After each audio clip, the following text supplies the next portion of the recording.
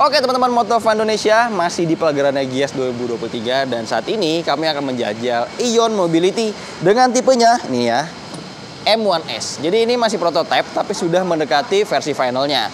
Kira-kira seperti apa sih impresi berkendaranya di area test ride ini? Mari kita ulas.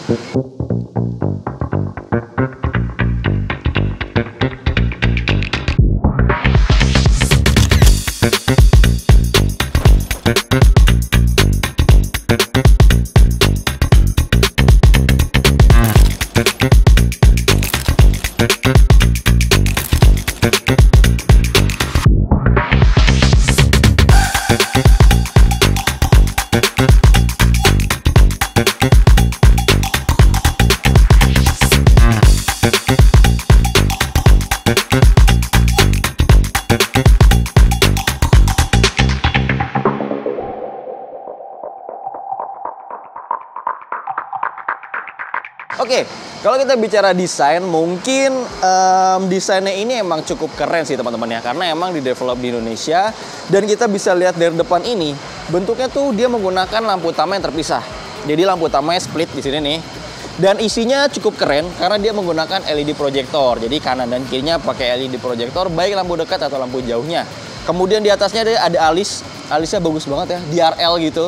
Jadi emang memberi kesan cukup modern dan canggih serta premium tentu aja gitu kan.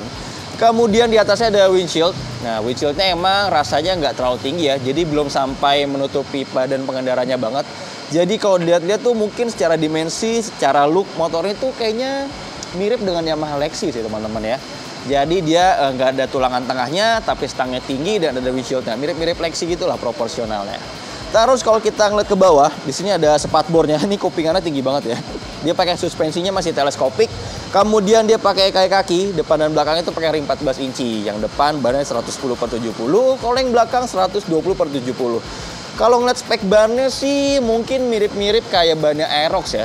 Jadi depannya 110, cuma ini belakangnya lebih kecil nih. Belakangnya cuma 120, sedangkan kalau Aerox itu kan 140/70 gitu. Kemudian di sisi depannya ini velgnya, palangnya kayak palang Y gitu modelnya. Palang Y gitu. Kemudian di sini dia pakai disc brake baik depan ataupun belakang dan udah pakai kombi brake system. Jadinya di kaliper depannya ini ada 2 buah selang rem. Jadi yang satu selang remnya terkoneksi dengan handle rem yang kiri, yang satunya lagi emang fokus buat di rem belakangnya gitu. Lalu ada lampu sennya di sini. Jadi dia udah LED juga di semua perlampuannya, baik di lampu utama, di RL, sen, stop lamp dan semuanya tuh udah LED teman-teman.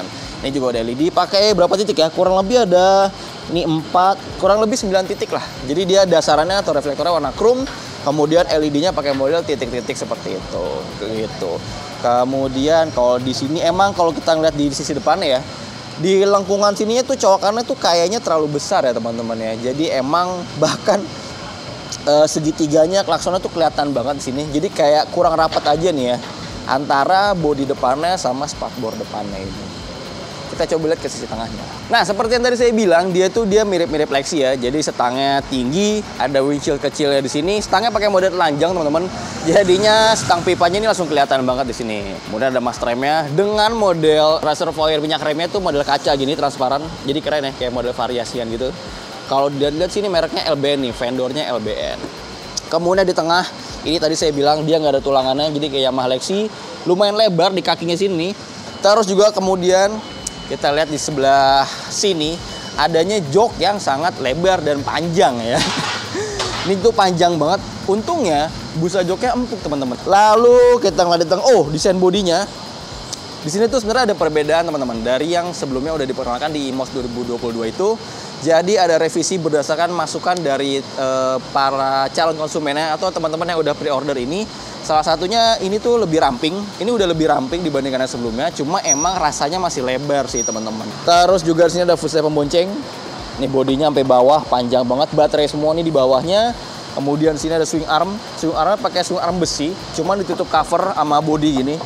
Jadi memberikan kesan agak-agak muscular ya, agak padat gitulah. Lalu di belakangnya, nah Di sini juga ini ada beda teman-teman dari yang varian sebelumnya atau versi sebelumnya ini sebelum yang direvisi. Ada beda di sisi belakangnya sini sampai ke spakbornya. Jadi bentuknya lebih proporsional. Kemudian juga ini lampu seinnya model pisah. Jadi ada kayak kuping gitu, udah LED. Stop lampnya juga lebih proporsional. Ada kayak di RL-nya gitu. Lampu standby-nya kayak alis gitu dan lampu remnya ada yang di sisi bawahnya. Terus kalau yang belakang, dia ini pakai model dinamonya mid drive teman-teman. Jadi dinamonya dari sini nih, ada di atas posisinya. Kemudian diteruskan tenaganya menggunakan rantai kalau ada belakangnya yang terpasang di swing arm dengan suspensi kanan dan kiri. Suspensinya sendiri kanan dan kiri walaupun posisinya tegak, dia tuh udah dilengkapi dengan 5 setelan preload teman-teman. Jadi nantinya bisa disesuaikan banget dengan bobot pengendaranya sehingga bisa meminimalisir bottoming. Kalau kita lihat sisi kanan, nah ini dia nih, ada disc brake lagi. Jadi rem belakangnya juga pakai disc brake.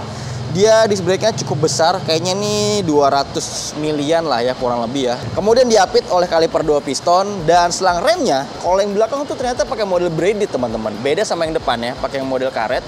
Nah yang belakangnya pakai model braided. Kalau gitu sekarang kita lihat apa ya, fitur dan kompartemen-kompartemennya lah ya. Sekarang kita lihat seberapa fungsionalnya M1S ini ya. Kita lihat pertama dari tengah, di bawah stang ini ada 2 buah kompartemen teman-teman. Jadi ada yang kanan, cukup dalam. Buat botol-botol ini oke banget, cukup dalam. Kemudian di sini ada gantungan barang. Lalu di sebelah kirinya ada kompartemen yang dilengkapi dengan laci penutup. Di dalamnya juga cukup dalam. Oke, dan dilengkapi dengan power outlet. Jadi power outletnya itu modelnya USB Type A.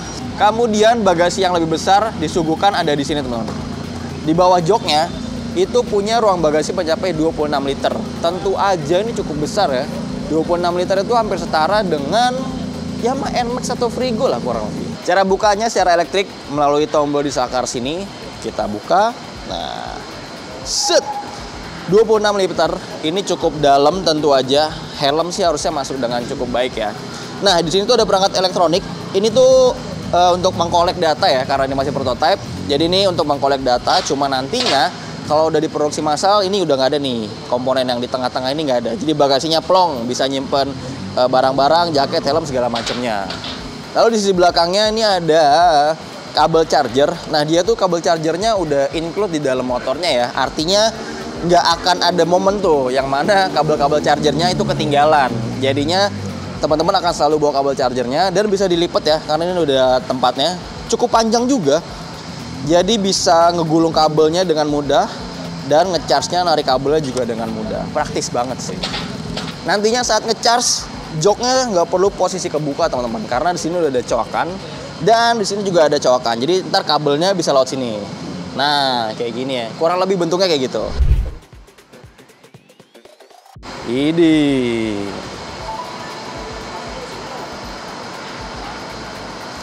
Nah itu dia teman-teman. Jadi opening dari speedometernya Ion M1S ini yang kurang lebih dia pakai diameter nih 7 inci ya, jadi emang lebar banget. Jadi kesannya cukup canggih dengan TFT display dan grafisnya tuh cukup menarik lah.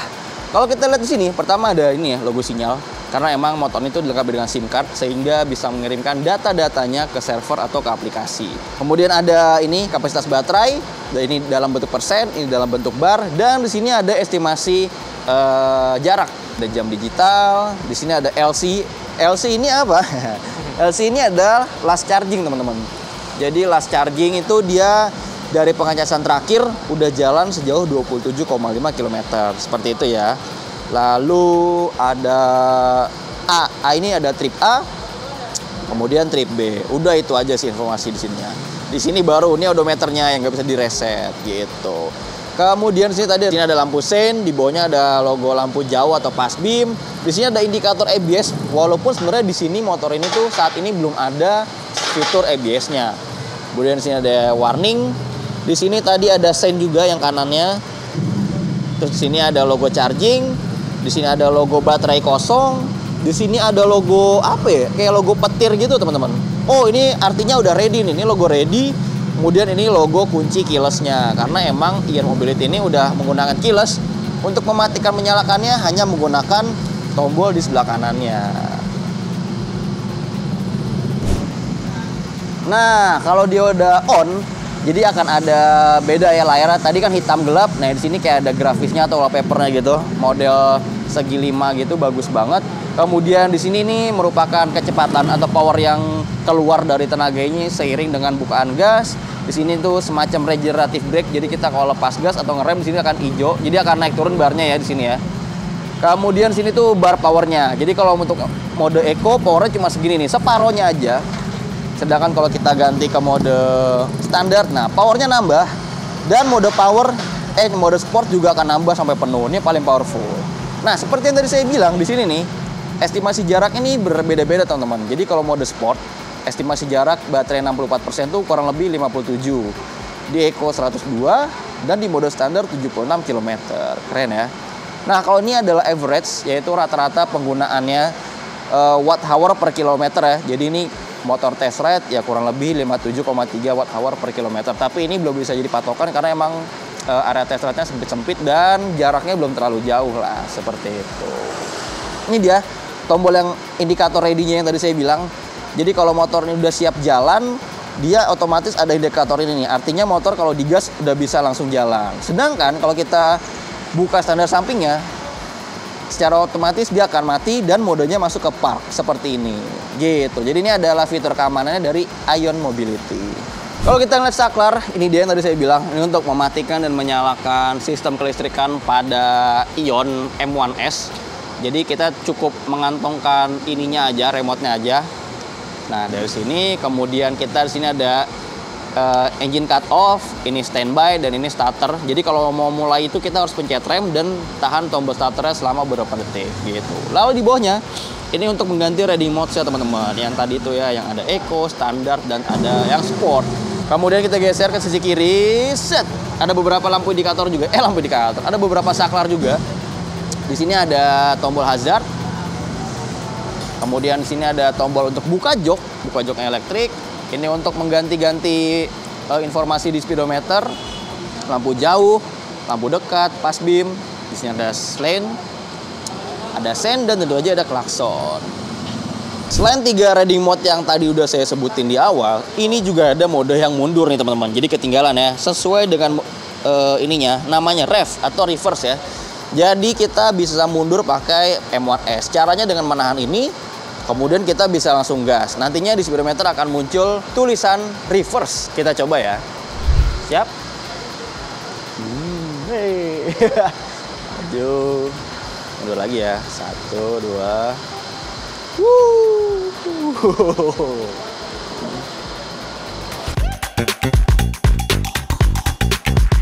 Oke, lantas bagaimana dengan posisi berkendaranya dari Ion Mobility M1S? Tinggi joknya 790 mm. Langsung aja, dengan saya yang posturnya 170 cm saat duduk, emang agak ngangkang sih teman-teman ya. Jadi emang walaupun mungkin di bawah 800 mm, tapi karena joknya ini lebar, kaki itu jadi rada ngangkang sehingga akhirnya agak jinjit baik kanan ataupun kiri. Tapi kalau kita napaknya cuma sebelah, kita bisa geser pantat dikit dan ya bisa napak diakal-akalin dikit lah ya. Tapi masih dalam batas aman sih. Padahal ini tuh udah ada revisi yang mana lebih ramping, tapi ternyata rasanya masih sedikit tinggi sih tetap. Yang akalinya nanti mungkin bisa ganti shock breaker buat dibikin lebih rendah atau papas joknya lagi seperti itu. Oh iya, revisi lainnya juga ternyata ada di bobot teman-teman. Jadi bobotnya yang sekarang ini dengan yang ada saat IMOS 2022 saat diluncurkan pertama kali itu udah turun 10 kg teman-teman. Jadi bobotnya sekarang tuh 150 kg kurang lebihnya. Kemudian ground clearance juga lebih tinggi sehingga nggak khawatir motornya gesrot ketika melewati posisi tidur. Jadi posisi joknya emang kayaknya cukup tinggi teman-teman ya, sehingga stangnya nih emang kerasa rendah akhirnya karena joknya tinggi. Kemudian jarak dari jok ke stangnya ya cukup oke lah untuk postur orang Indonesia. Kalau kita gini masih aman, jauh dari kaki gitu ya, nggak sampai mentok banget. Kalau kita gini juga pundak nih nggak terlalu ketarik nih. Jadi emang didesain untuk postur-postur rata-rata orang Indonesia lah. Lalu untuk pinjangan kakinya, seperti tadi saya bilang, jadi emang dia cukup lebar. Bahkan si decknya ini ada gerigi-gerigi gini nih teman. Jadi dia tuh nggak halus kayak motor-motor lainnya. Ini ada gerigi yang cukup tajam sehingga sepatu pengendara itu bisa lebih ngegrip tuh. Dia tuh ngegrip banget ya, kayak gini.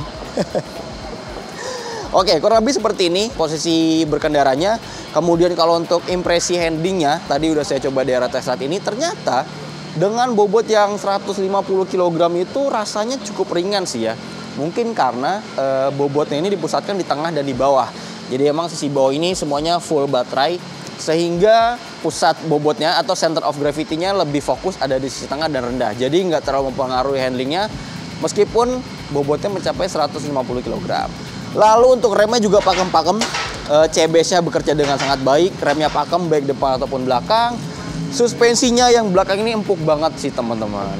Jadi remnya empuk, kaki-kakinya saya suka banget sih yang belakang ya. Jadi yang belakang ini shock breaker gandanya ini empuk banget. Tuh, lembut banget. Bahkan ketika untuk dipakai boncengan, itu tuh nggak ketemu bottoming sama sekali teman-teman. Padahal bobotnya ini mungkin kalau tadi saya boncengan itu bisa ada di angka 150 kg ya. Cuma ngelewatin posisi tidur tadi tuh, gundukan tadi tuh masih aman banget sih. Yang agak kurang justru malah di redama suspensi depannya. Nah, jadi karakter suspensi depannya tuh rasanya kayak jarak mainnya atau travel tuh sedikit sih. Jadinya kalau kita lewat jalan posisi tidur tadi, itu tuh rasanya kayak mentok-mentok. Akhirnya memberikan respon yang cukup keras. Semoga aja nanti untuk produksi massalnya, masalah yang kurang nyaman di suspensi depan ini udah bisa teratasi sih. Nah, sekarang kita masuk ke sisi performanya. Dia menggunakan dinamo model mid-drive dengan spesifikasi peak powernya itu mencapai 12,5 kW, teman-teman. Cuman untuk rate powernya atau tenaga rata-ratanya itu ada bermain di angka 5 kW atau 5 kW. Nah, ini cukup besar sih, dan apalagi dengan karakternya mesin si mid-drive ini emang dia punya ratio yang cukup baik ya. Final gear-nya dia bisa dimainkan, sehingga untuk respon awalnya juga bisa dibilang cukup galak teman-teman. Galak banget asli kalau di mode power. Cuma kalau untuk yang di mode eco itu emang smooth banget sih.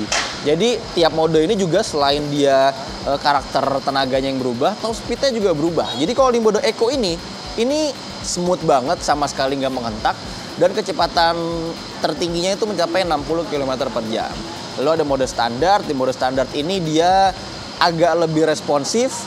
Dia itu top speednya mencapai 80 km per jam. Dan di mode sport atau di mode power ini responnya tuh luar biasa teman-teman. Walaupun dipakai boncengan gitu ya, cuma akselerasinya oke banget sih. Karena emang juga dia klaimnya bisa mendekati ya Yamaha X-Max yang Matic 250cc lah, kurang lebih ya secara torsinya. Dan itu untuk di mode yang tertinggi ini kecepatan maksimalnya bisa mencapai 105 km per jam. Kencang banget kan ya. Kemudian juga dia cukup smooth, nggak ada suara aneh-aneh. Ya paling ada suara ngiung-ngiung dikit khasnya mesin listrik. Kemudian ada satu tambahan suara lagi, yaitu suara dari final gear-nya. Karena dia menggunakan rantai ya. Dia tidak menggunakan belt, sehingga ada suara sedikit gemericik dari rantainya, tapi masih dalam batas wajar sih, atau dalam masih batas aman. Nah, Ion Mobility ini yang tipe M1S ini tuh dia dijual dalam dua versi teman-teman. Jadi pertama tuh ada versi yang menggunakan baterai lithium ion 72 volt 48 ampere hour. Ini dibanderol 49 juta dengan jarak tempuh maksimal klaimnya 120 km. Sedangkan tipe tertingginya ada yang pakai baterai lithium 72 volt 60 ampere hour dengan bandrol 56 juta dan klaim jarak tempuh maksimalnya mencapai 150 km gitu. Nah, yang kerennya dia itu klaimnya punya lama pengisian 0 sampai 100% itu kurang lebih 3 jam aja teman-teman. Tapi dengan daya 2000 watt. Itu gede banget sih ya rumah dengan daya 2000 watt listriknya itu. Tapi teman-teman nggak perlu khawatir. Nantinya ini kan masih di develop ya, jadi masih di reset lagi. Nantinya daya pengisian baterai itu bisa diatur atau bisa di-adjust melalui aplikasi.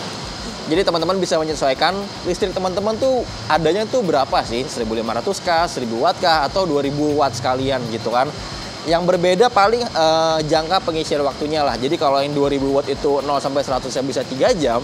Nah, berarti kalau di bawah 2000 watt ya tinggal dikalikan aja ya. Artinya nantinya waktu pengisiannya akan sedikit lebih lama. Seperti itu.